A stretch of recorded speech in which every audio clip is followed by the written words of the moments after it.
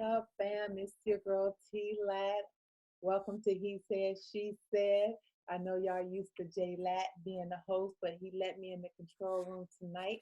So I'm going to be hosting our show tonight. We'd like to welcome you all and wish you all a happy Memorial Day, happy Memorial Day weekend.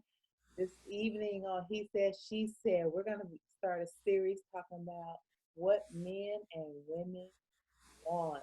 I like to welcome my co-host, my Boaz, my everything, the love of my life, Jay Lab. What's up?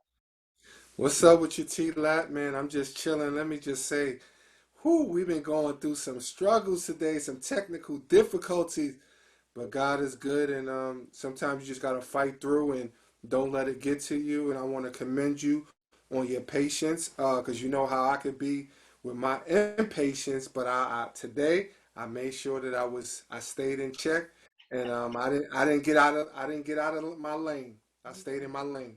You did really good. I commend you on that. So, like I said, we're going to talk about a series about what men and women want. We've all had those conversations, girl talk, where ladies just get together and they talk about what they want from a man or what they want their current man to do. And the same thing with the brothers. They get together and they say, I wish my woman would do this, or I want this type of woman. So, we're going to break it all the way down. We're going to have a five-part series. The series tonight is called Keeping It a Buck. And J Lat and T Lat, tonight we're going to talk about those conversations we have with our girlfriends or our brothers. And then we're going to have a conversation. Part two is going to be with just single ladies. Jerome and I are going to talk to the single ladies and hear what they have to say. Then we're going to talk to the single men on part three. Part four, we're going to bring couples together and talk about relationship type things. And then we're going to culminate the whole series with a combination of all those. So let's just get right into it, Rome. You ready? I'm ready. All I'm right. ready. Question. Now we said the name of this is keeping it a buck, so don't be giving me that PC, those politically correct answers. I'm gonna give you that street, that raw, I'm gonna give you that feel from my brothers, man. So I'm gonna give it to you raw. Ain't no sugarcoating it. No holds barred. First question: what impact did not growing up with a father or a male figure have in your life when it relates to relationships? Oh man, that you and I talk about that a lot. So, um, it played a huge role. If I'm just speaking for myself, and I think a lot of men will say the same things for those of us that didn't have fathers. When you don't really understand how a woman should be treated, or how you should court a young lady, or how you should even start a conversation, what happens is you go through a lot of mistakes because you don't have no blueprint on how to have a successful relationship or meet someone that is compatible with you. So I think that plays a huge role for those of us who didn't grow up with fathers. You end up making a lot of mistakes when it comes to women because you don't have no blueprint to show you exactly what you should or you shouldn't do. And there's a lot of men that suffer from that. So yeah, that's a good question. We take for granted sometimes. We automatically assume that a man knows what to do in relationships, but if you had no role models or nobody to emulate, you just kind of learn as you go. So you make those trials and errors, those mistakes as you go. But as women, we expect men to just know what to do, not taking into consideration that he didn't have any role models. Absolutely, absolutely. So I guess it's on me now, huh? Wow, my first question for T Lat and the ladies. What is more attractive for a woman? Is it the look in a man or the character of the man? Ooh, that's tough. I think the look attracts you, but the character keeps you. Because Mm, I think we all grew up saying, "Oh, we want Denzel Washington," or we want the current one, Idris Elba. We want that look. But then you get that person that you think is oh so fine, and their character doesn't match what they look like on the outside. So now you just got a fine fool. So I think a fine fool. fine food. So I think it's really a combination for women. We want somebody that's attractive, appealing to us, but then we absolutely want a character of a man. Is he honest? Is he faithful? Is he kind? Is he benevolent? So I think ultimately we want someone we're attracted to, but then we want someone who has character as well. I like that. I like that. And from a man perspective, I think a lot of us don't really um, think that that's truly or as important because some guys just think they want to look good or they want a woman that look good, but there's more to it than looks. Because at the end of the day, if you with somebody long enough, those looks are gonna fade away to some degree, but the character should always stay there. Now, I think when it comes to men, on the other hand, society will make us think like we have to look like Beyonce. I mean, who wouldn't want to look like Beyonce? But for a man, what's more important? Of course, he wants her to be healthy and physically attractive, but is our character equally as important when you're looking for attributes that you want in a woman? And if not, what attributes do you find most appealing? That was a question. So, what attributes do I find appealing? Well, of course, when you first see someone, that physical attraction is the immediate thing that you see. But I think for me, is how you conduct yourself out in public. What you wear. Yes, it's nice to be appealing, but I also look at what you wear because that says a lot about a woman versus a lady. A woman and a lady is two different things. It's almost like boy and girl, or girl and lady. So also the way people identify her that you don't know. So somebody might say, "Man, she's a good person. She carry herself in a nice way." Um, her her mouth, the way she opens up, the way she speaks, is very important. Because if you have a filthy mouth, more than likely you're gonna be unattractive, no matter how good you look. And sometimes women think that if I look good, that's the only standard that a man is gonna look at. But we want someone who we feel comfortable with, somebody who can challenge us, as well as someone that's loving and have all of those attributes that we looking for. Cause trust me, beauty ain't the only thing that we looking for. Well, that sounds good, J-Lat, but I think sometimes men are more attracted to the scantily clad. So, in other words, you want some men find it more sexy and appealing for a woman to be out there kind of half dressed. And then women, I think, have fallen into that same trap. Like they think to be sexy and appealing to a man, they have to have on something super tight or showing just about everything. But I think perhaps maybe to real men, that's not as appealing as we might think. I think for us as real men, don't get me wrong, you know if we're gonna keep it a buck, you want your woman to have the features that you like. However, done in a nice professional way. Like you could have a nice business suit on and look beautiful and still have the body of someone who putting on something real tight. Because for us as men, our eyes and looking at certain things, we also have an imagination as well. So you can kind of assume or understand what a woman is working with, and she don't always have to flaunt it, and because a lot of us don't want a person who wants so much attention.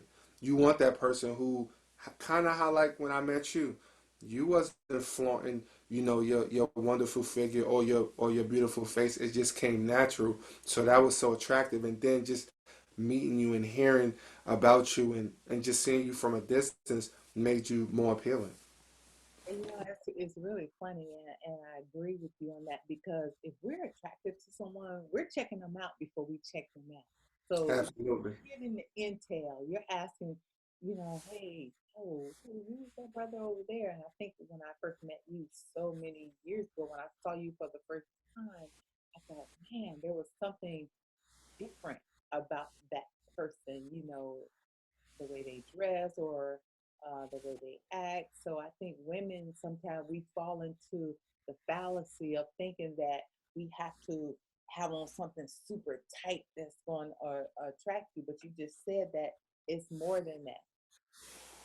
Yeah, I think television, social media, and people's lack of true understanding has allowed a lot of women to think that if I look like a Nicki Minaj or a Cardi B, but to be honest, a real man, and I'm not disrespecting those sisters, but they don't do it for a lot of real men, because they reveal and show everything. So, you know. Back to the I'm a woman in the streets and I'm thinking of the head. All You are so right, funny. let's keep the All right, conversation let me rolling. go to my next question. When choosing who to spend your time with, do women consider their worth or do they compromise their true value? Now, I think when you think about society today, women are in a dilemma. It's perplexing because there's so many women, especially in the DC area, the women outnumber the men. And then there's men who are incarcerated or there's men who are gay. So there's a minimal pool for us to choose from. And I think sometimes because that pool is so limited that we sacrifice what we really want. So I don't know if we're sacrificing our worth, but sometimes we'll choose something that's in the meantime as opposed to waiting for what we really want. And then we get the in the meantime person and we find ourselves not satisfied. So I think we do actually sometimes sacrifice our worth because we choosing people we absolutely know that's not long term. They're just in the meantime. And I think men do the same thing because women, I think we look for we actually are seeking someone most of the time. I want to get married. I want to have a family. I want to spend my time with someone. But I think in some cases, men be like, I want a variety of things. I want a little bit of this, a little bit of that, and a little bit of that. So I'm not looking for wifey material right now. So I want a smorgasbord, a buffet of different women. So my question to you is, why don't men do that same thing? Why don't men try to find wifey material as opposed to playing the field? Well, I think that a lot of men don't look for wifey material because we don't know what wifey material look at certain points in our life. Like if you don't, if it all goes back to our first question about not having a father around. So if you don't have a father that's married to your mother and give you that example, you could have wifey material right in front of you and you may not even know it. And also, women, a lot of women don't position themselves to be wifey material. So I'm gonna break that down.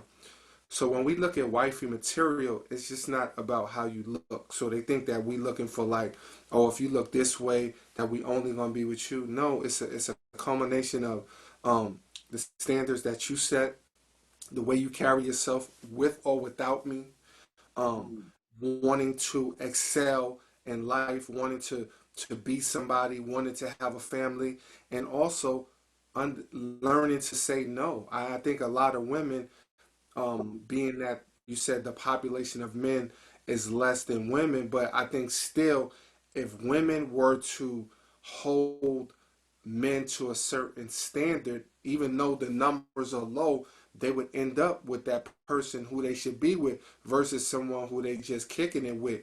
So why we end up like that is because men are number one when it comes to relationships, women see a relationship a little more different than men, and that goes to when we were kids, how we were raised. But I think that if we start young and we start teaching our young men certain values, then that can change around. But if we don't catch them early, because it's right now it's kind of too late to catch some men because they so far gone that they're not going to change. But if we teach our young men, which I try to do with my young men that I work with each and every day, to respect women and to understand their value, I think we could change that around and make those numbers look a little different. Okay, well, that brings me to my next point.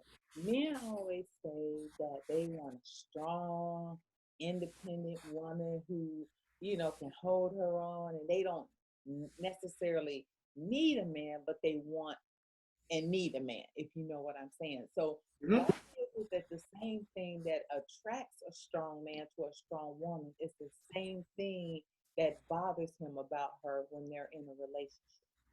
Well, I think it's a combination of a couple of things, right?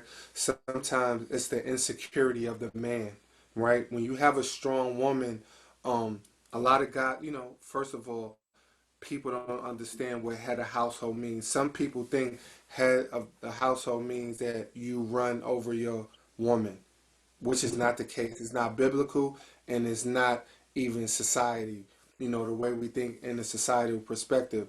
But some men believe that I'm supposed to have the last say so. I do this and I do that. So now they feel a little inferior if they have someone who's just as equal to them in all phases of life, which I believe is a good thing versus we're in competition. No, we're not in competition. That makes the relationship much stronger. But men often look at women that are strong as someone that's a threat, right? So it goes back to your history. If you're used to dealing with women who you could get over on, you could say anything and they just believe you, and now you find somebody who's going to challenge you and say, nah, I've been down that road before. That don't work for me. Now that person is a threat. So although we want strong women, in most cases, men want someone who they can control. So they marry somebody that maybe isn't as challenging and then they end up with the wrong woman versus that strong woman. And then sometimes with those strong women, they some strong women have to learn how to be submissive in certain areas. I'm not saying be submissive where you just do everything, but I mean with the mouth, with the behavior, because men don't want someone who they got to argue with all the time. They want somebody who they could talk to, and we may have disagreements, but you're not trying to be the man in the relationship. So a strong woman is good. I know I'm thankful that being with you, you definitely are a strong woman, but you also learn how to submit in certain ways. And I've learned as well. So it's a thing where we both had to learn how to submit. But I didn't try to steal your identity, and you didn't try to steal mine. Well, and I think that's where some women, I think that's where a challenge come in a relationship from a woman's perspective, considering there's so many single women households that women are have learned to be androgynous, which means that they have attributes of male and female, and sometimes they conflict when you get into a relationship. You and I were having this conversation earlier about women are strong and independent because they have been forced into that situation. They've had to play the role of both mother, father, uncle, pastor, to a family. And then when you get into a relationship with a man, you're so used to being in control that it's hard for you to submit. But you and I also discussed that you have to bring it back to trust. So you have to choose wisely. Choose a partner who you trust, where you feel like if they making a decision for the household as the lead of the household, you respect their decision. Not saying that they make all of the final decisions, but just saying that you respect them, that they're going to make the best decision for your household. And then on the converse side is if a man constantly lets a woman have her way, or she's the dominant figure, or she tries to be controlling in the relationship, and then he say, you know what, well, I'd rather I'm just gonna save the argument because it just ain't worth it. Then we're looking at you like, women can be manipulative, so we're gonna be like, if I cry or if I fuss enough or I nag enough, he gonna let me slide. But I think women really want, sometimes you say no, this is how we're going to do it, and that's how it is. And she walk around with an attitude, it is what it is. But if you're the head of the household, We don't want to see a chink in your chain, you know. So sometimes you have to be a little bit aggressive and say, yeah, no, this is what we're gonna I like that. I like that. do. You like All that? right, that leads into my next question, which is almost what we talked about. So, why do women say they want a good man when they find one? They allow their own behaviors to get in the way. Wow, I think that is a great question. But I think it absolutely goes back to what you said. We didn't have a model to show us what a relationship should be like. And honestly, if you've only seen a mother in the household, in some cases, then you don't know what it's like, how she interacts or how you should interact with your male partner. Um, so sometimes your behavior could come off as you're too aggressive or you're too domineering. You know what I mean? And so I think as women, sometimes we need to learn that submission doesn't mean weak. It just means that you respect and understand and trust your significant other's character to where you don't have to be loud or boisterous or have an attitude every time you disagree with something. So I think that learning how to communicate effectively will pay more dividends than being so domineering, you know, and that's although that's a stereotype that's pushed on, especially African American women sometimes, but sometimes it's true. Sometimes women, we're too much, regardless of what your race is. Sometimes your mouth and your attitude can get you in trouble, and it's a turnoff to your partner. It really is. And the reality, even the word says, a nagging woman is like a faucet dripping on a roof. You know, nobody wants to hear that tap, tap, tap, tap, constantly nagging. So I think women to learn something from just pulling back sometimes and communicating more effectively. And they'll get a lot more done um, from men because peace is everything, and we say it, we hear it, but if a man could come home and find peace within his home, trust me, just like you always tell me, um, as long as I make you safe, um, that you pretty much, I won't hear from you as long as you feel safe. And for a man, it's as long as he have peace, he's fine. You know what I mean? He just don't want to hear, like you said, the nagging because that becomes a thorn in his side. And when you love somebody and that becomes a thorn, then that becomes a problem. So women definitely have to get that in order. But I think we're getting there. So let me ask you this: Okay. relations for any period of time. Everybody says that romantic or eros type of love kind of fades after a few years.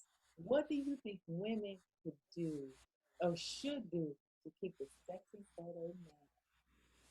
Mm. Keep you Well, attractive. you and I, we talk about this a lot, and I'm not just saying this because you're my wife, and I commend you, and I tell you this all the time is that you are unique, and what I mean by that is, um, you I've never seen or been around someone who makes sure that they're sexy every single day. So women. Man, put on something nice for your man. It's not just always about sex because we have so much different, my voice, we have so much to talk about and discuss, excuse me, that it allows the relationship to be great every single day because of how you carry yourself. So men are looking for their women to be sexy. But that don't mean that we want sex every single day. Yeah. So coming to bed with something nice on keeps that fire burning. But at the same time, as men, we got to realize that we got to do the same thing.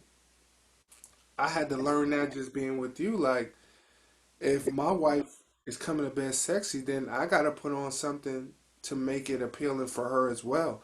And as men, we don't often think like that because we think the sexy part is for women. But just like a guy said, "Oh, I want an 8, I want a 9, I want a 10." Well, the woman is looking for that too. Yeah, yeah, So if you're not willing to do what you want her to do, then you can't expect her to do that. yeah. I think So it's I think the way you keep the fire burning is that you make every day a sexy moment. Period. I absolutely agree with that.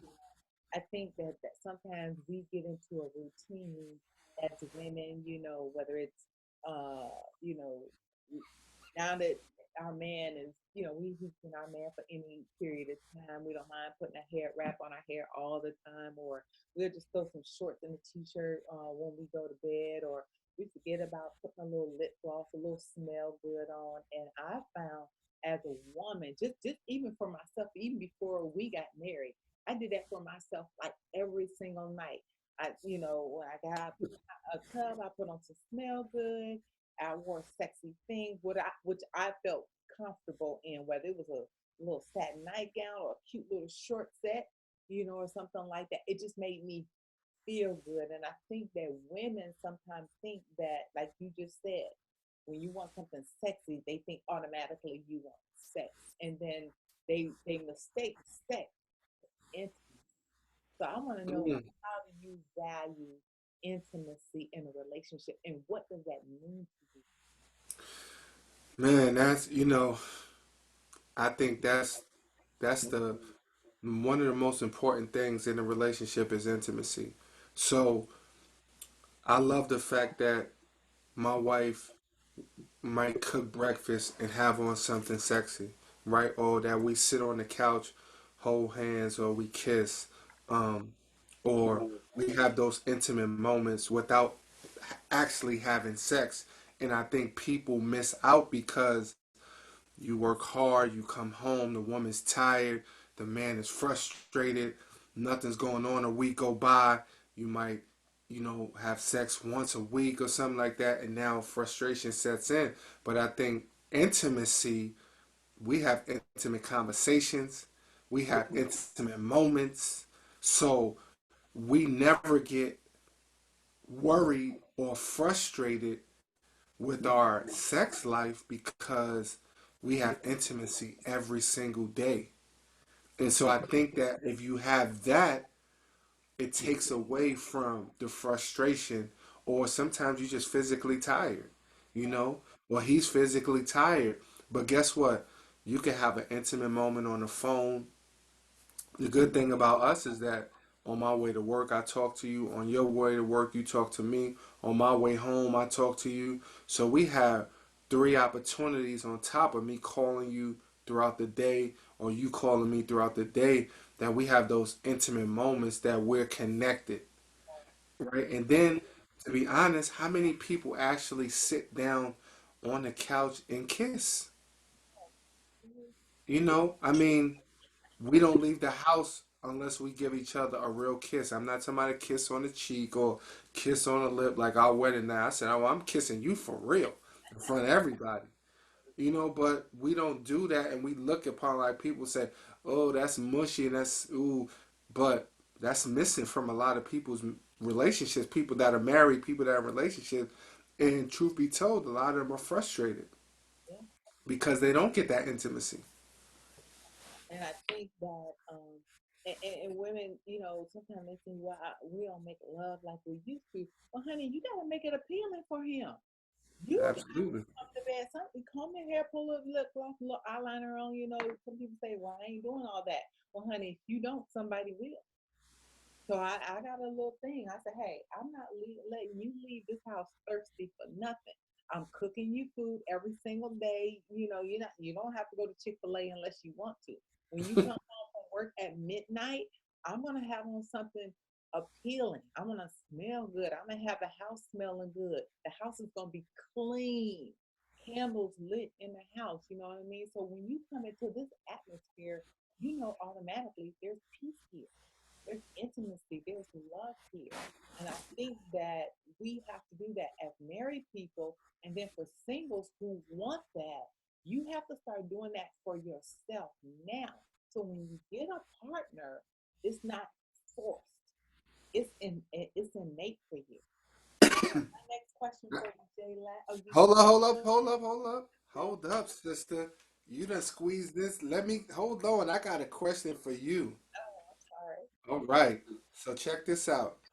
If you could start over, Ooh, knowing more than you know when you was a kid, would you wait until marriage to be intimate physically with your partner, or would you still have those experiences and just leave them as learning experiences?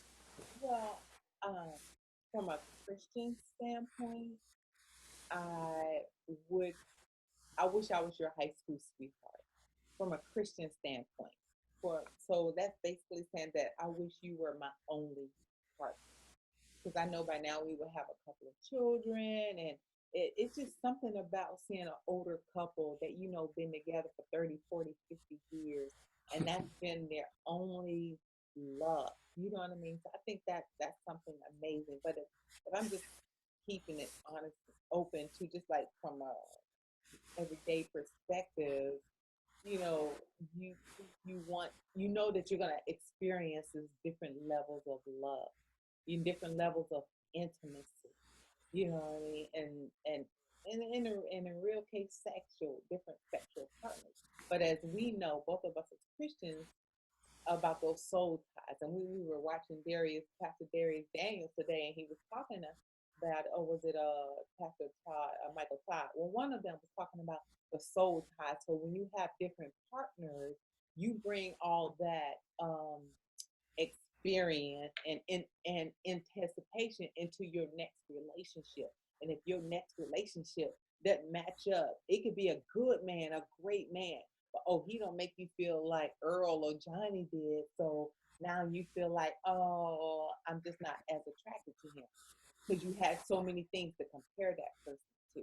But if you've only had one intimate partner that God has ordained for you, it's a little bit different. So I would tell my old self to wait until you found that one that God has ordained, especially for you, before you gave yourself that way. What about you?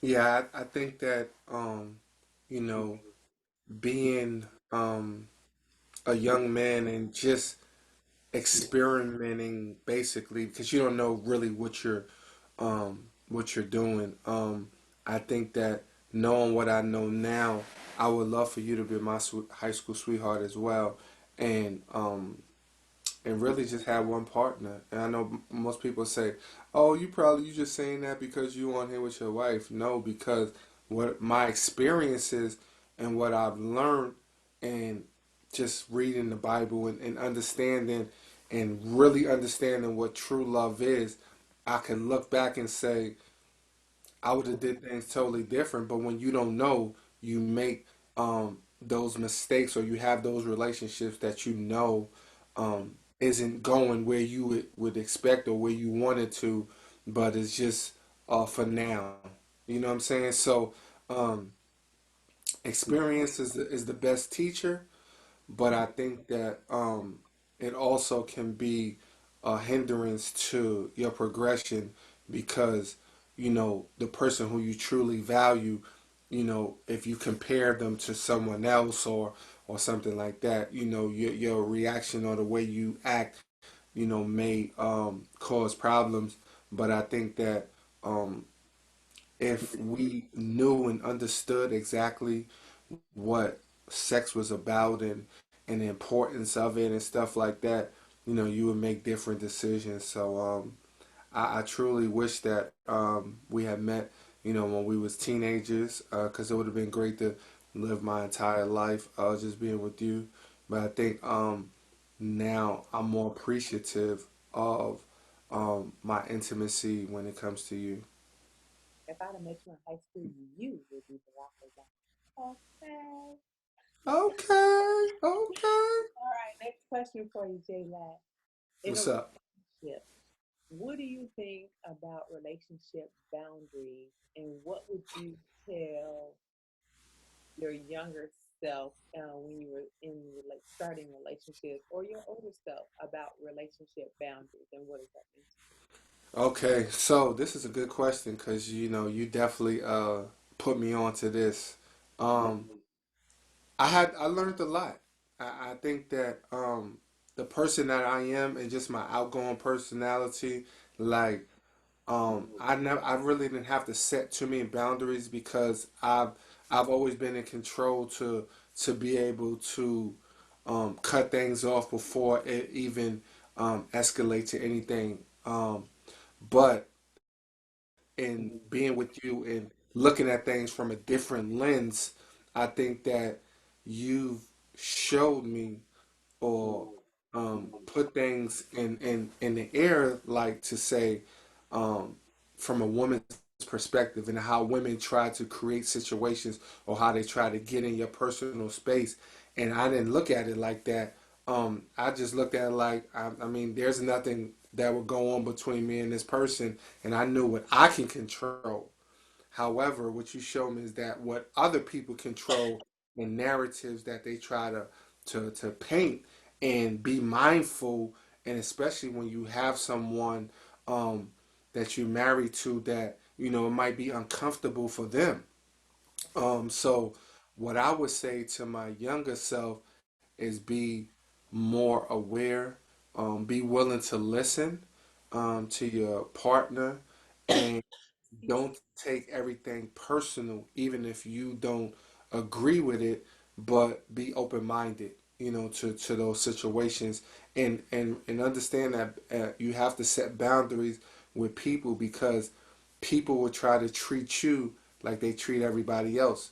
Even if you conduct yourself totally different, they'll put you in a category with everybody else and think that it's cool to do this when you're a totally different person than other people. Yeah, I think I've learned that a lot from you as well. We talk about how men are, and you say you know how men are. So you might think, oh, that's my boy, blah blah blah blah. But men and women, spiritual ones, can discern certain things. So I think it's important to trust your partner when they come to you and say, hey, I think that person might be a little bit too comfortable with you, or he might be a little bit too comfortable, too friendly. He might pat you on the back a little bit too much. So I just think it's about respect and setting those boundaries, because it's just something about your aura where people know where they can try to squeeze in, and they may mask it as whatever. Oh, we just cool, or that's my this, or that's my that. But so I think it's important that whatever your boundaries are, some people might not care about somebody coming up to their significant other and hugging them with all their boobs in them. They may not. And then on the other hand, somebody must say, hey, you know what, that's a little bit too close. So I think just respecting those boundaries are very important, and understanding when your partner brings that to your attention, that it's not necessarily about jealousy or whatever. It's just about, this is what I'm willing to accept, and this is the standard for our household. So I think boundaries are important as well. Yeah, and I just want to end it on this. I think for me, I mean, since we keep it at a buck, I had to learn and really understand you, and it took me a while to understand, because, like I said, I was always in control of those situations and not really understand the significance of the importance of those boundaries. So you kind of helped me to see things that maybe I didn't see, and women's intuition, just like men, there's things that we see that women may not see, and we might have to put a bug in your ear, like, yo, you need to watch out for this. So I definitely think that you've allowed me to understand those boundaries, and then allow me to make and set those boundaries without having to step into overboard. You allow me to set those boundaries. And I think that we will falsely think we're just speaking to other men and other women. Those boundaries include your family members, your boys, your co-workers. You know what I mean? So it's not your children. It's not just about opposite sex, or maybe thinking that person might be doing something that's nefarious. but it's also those other people in your life. If you're spending quality time with your spouse or your significant other, and your family or your boys or your girls want to impede that time, you have to set boundaries. If your children, they're used to having it things this way, this way, this way, and you say, no, that's my husband. He comes first. That's my wife. She comes first. You have to set those boundaries for everybody. So it's not just about, we don't want you guys to think that we're just talking about opposite sex. We're talking about other Absolutely. things. Absolutely. That's good. I'm glad you clarified that too. So, my next question, how much is emotional abuse in a relationship key key to moving on? So, how much does emotional abuse plays within a relationship for women? Wow, that's really good. I think so many women and men too, quite frankly, stay in relationships for whatever reason, sometimes way longer than they should. If somebody's emotionally abusing you, you know what I mean? But whether it's financial reasons, security reasons, just being afraid of being out there on your own independent, you stay in relationships that for sure are not good for your well being, your mental being, your emotional being. And I think that specifically for women, we stay in those relationships way too long. And then when we finally get out and we get into another relationship, it's just picking up your baggage on the carousel. You bring all that baggage into another relationship because you have not dealt with all of that emotional stress that you have caused yourself. And I think for men, they do the exact same thing. Maybe you can elaborate on that, where you staying in a relationship for whatever reason, whether it's because of children, because of bills, or financial reasons, or emotional, for whatever reasons you stay in those relationships. And man, you think about so much time that you have wasted. And so I'm curious to think what you think about that. Mm. Emotional abuse is almost is probably more detrimental to physical abuse because if you look at physical altercations, they happen once in a while, but that emotional abuse can be every day, in some cases.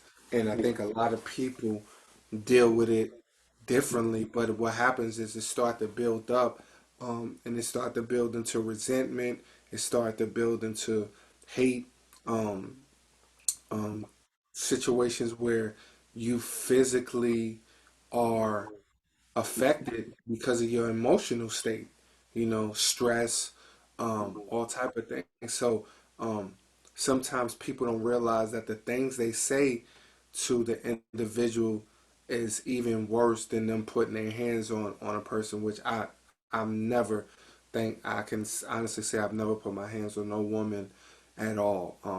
But emotional abuse, emotional abuse is something that's truly overlooked, and it causes a lot of people to be in depression, Yeah. so and it's key, and people hide it for long periods of time, and sometimes you might think that this person is doing fine, you see them every day and they smiling, but on the inside they're struggling, and they saying to themselves, man, I wish I could have been out sooner, or I want to leave, or financially I can't, or we got kids, or we got investments together, or we got or we've been together for a long time, or people gonna look at us different, or the church is going, it's so many things that plays a part that a person has to deal with, but their emotional state still um disrupts their life, daily. So it's huge.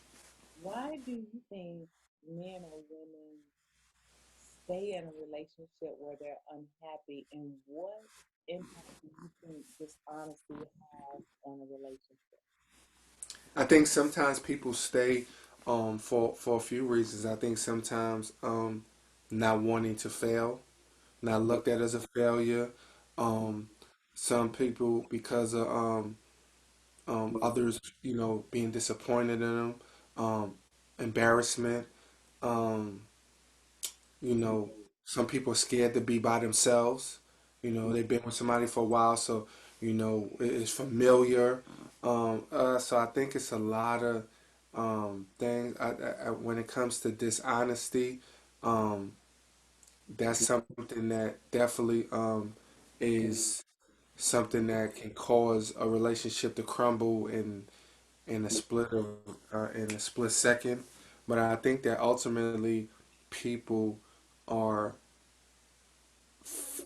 get so comfortable that they say, you know what, I'll just stick with this, even though I'm unhappy and hope. And so what a person does is kind of lie to themselves and say it's gonna get better, when in their heart that they know it's not gonna get better.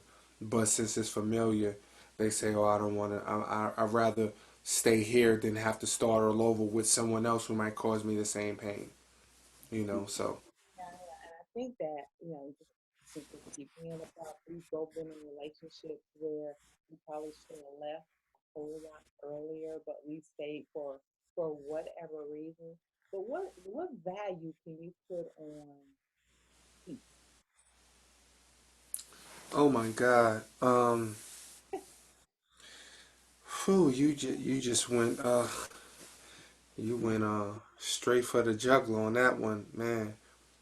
When you could ultimately find peace within yourself, when it is not connected to no one else but just you, there's no better feeling than that. And I think that when you've been in a relationship and it's been rocky and you come out of it, and even when you're about to move on and get into that next relationship, you have to find that inner peace within yourself, not what someone did to you or not what the next person is going to do for you, but what are you going to do for yourself? How do you feel?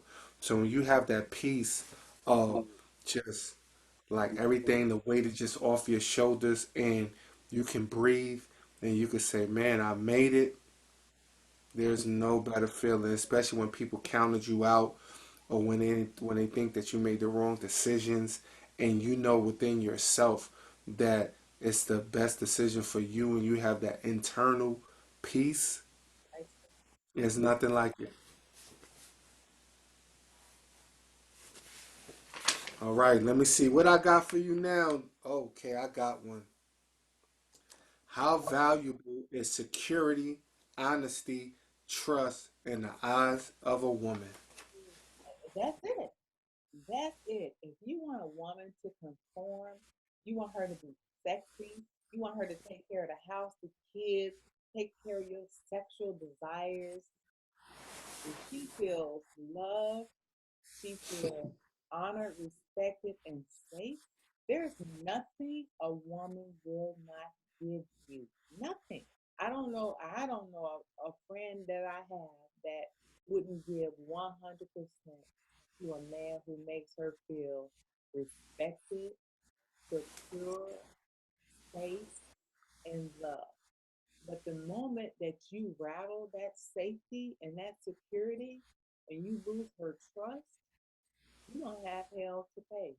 She's gonna be that drip that I was just talking about, because she's gonna question everything that you do, every decision that you make, every move that you have going on. She it's gonna be an issue. But if you make her feel safe, I think, to me, that's the number one thing that a woman wants. Think about it. Most of the households, over 50%, 60% of households grew up with a father not there. I would venture to say it may be upwards of 70%. So Yeah, we've never, experienced, in some cases, you're beautiful, you're smart, know your worth, don't settle for this, or a father meeting your boyfriend at the door saying, hey, don't mess over my daughter. So in reality is we never felt the safety of a man, so we don't know what it feels like. So we search our entire life trying to feel that, what it feels like. to be somebody's princess, to be enough. So if we've never felt that, we bring that into the relationship and it causes distress and it causes turmoil for you because you don't understand it as a young man or as a man. You don't understand that. So for us, it's a burden trying to get you to understand that every time you do this, and this, it makes me feel unsafe. And so it comes out as nagging and being a pest or complaining. But if you make me feel safe, there's nothing. You can the word says you can have up to half the kingdom. I got my half. Right? Auntie, you got your half. So I got a question for you. How much does Yeah. the credit score count? Does it matter? How much does the credit score count? Does her credit score matter? Wow. Keep it I real. think I think it matters. I would say this honestly. I think it matters to a certain degree, but I don't think it's as important as most people would make it out to be. And this is I say this because she could be a great woman, have a nice job, got everything going for her, and her credit score could be a little lower because of she might have been in a relationship where she took on everything and then the person that she was with kind of messed up her credit. So you have to me, I think understanding why her credit score might be a little lower first, identifying the issue and then assessing it that way. So we can't look at like her credit score is bad without understanding why, because there's so many different reasons why. And then if it's not as good as you want to be, you if you really love her and you really care about her, I think that you should help her to get her credit score up because the credit score can always go up. So it's to me, it's not worth losing a good person who you could build with because her credit score isn't right. And I think that it's kind of overlooked.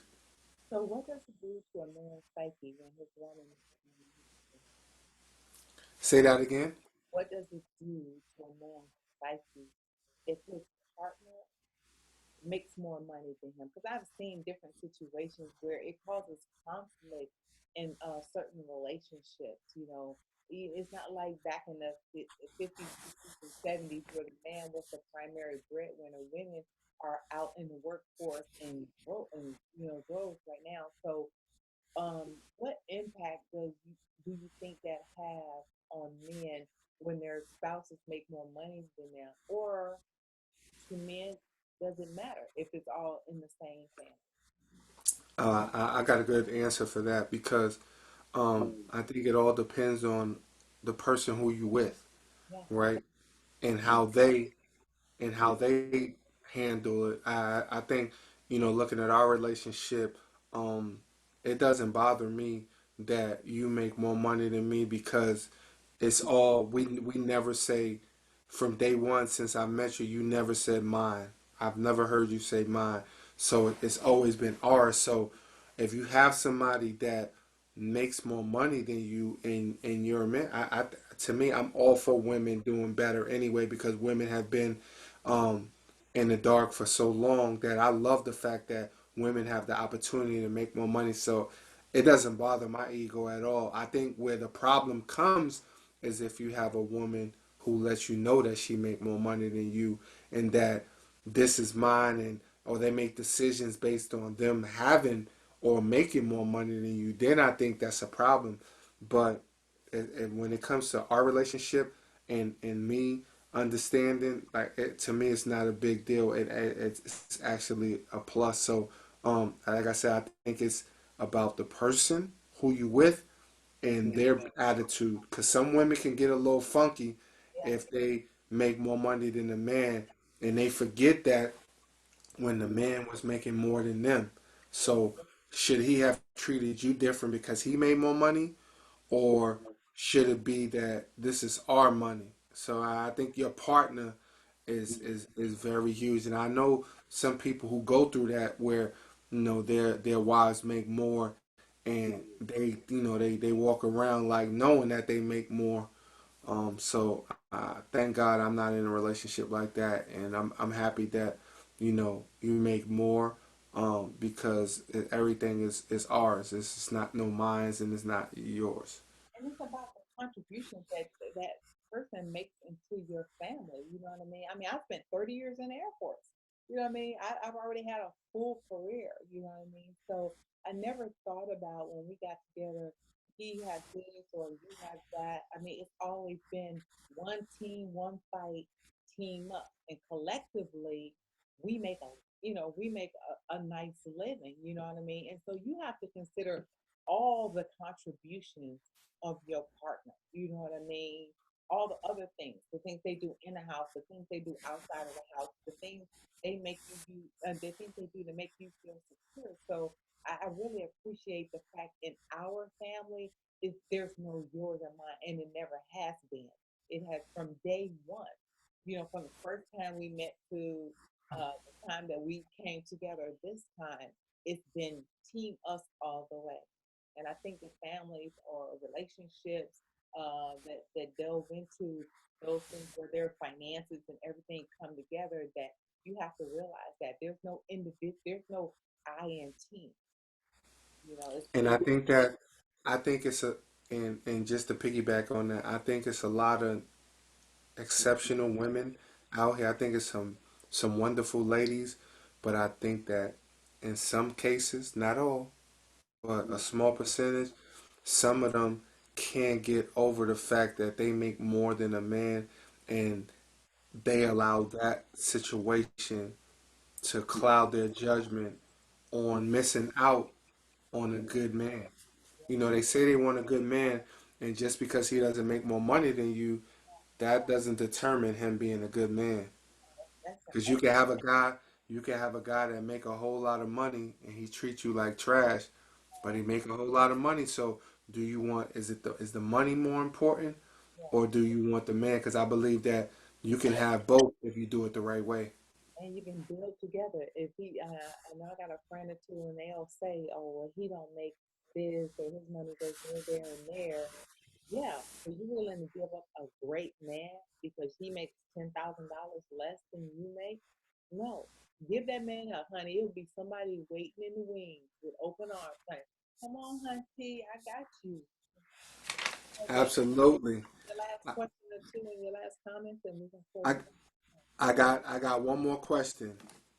So, men are often criticized for being naive when it comes to other women. Down, But Dana. what about when Hey, women down. allow, I'm sorry, but what about when women allow people in their lives that the man can see might be more than just a friendship? So basically, what I'm saying is that women have this sense of another woman and women's intuition when it comes to their man maybe having a friendship with another woman. But what about when the man sees things that make him uncomfortable and women may say, oh, no, no, he's just my friend.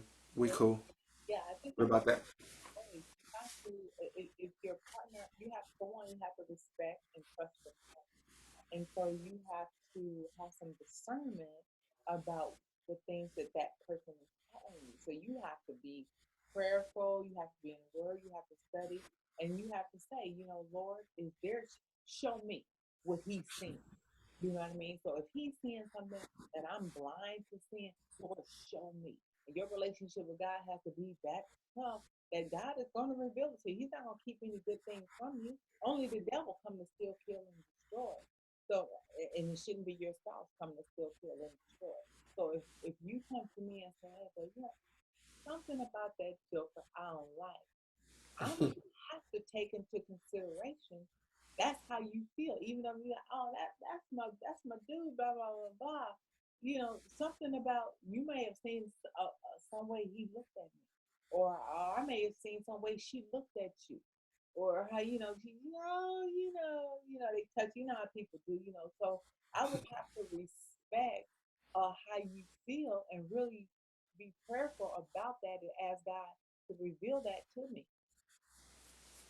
Absolutely. That's a good answer. I think that I think we do a good job of communicating and explaining and expressing things that we feel may be uncomfortable. I think we've done a great job with that, and learning as well, like things that each other may feel that's uncomfortable to them. You know what I'm saying? And that's the key. Like it may not be uncomfortable to you, but it might be uncomfortable to your partner, and understanding that and taking it into consideration. That's one thing you always tell me.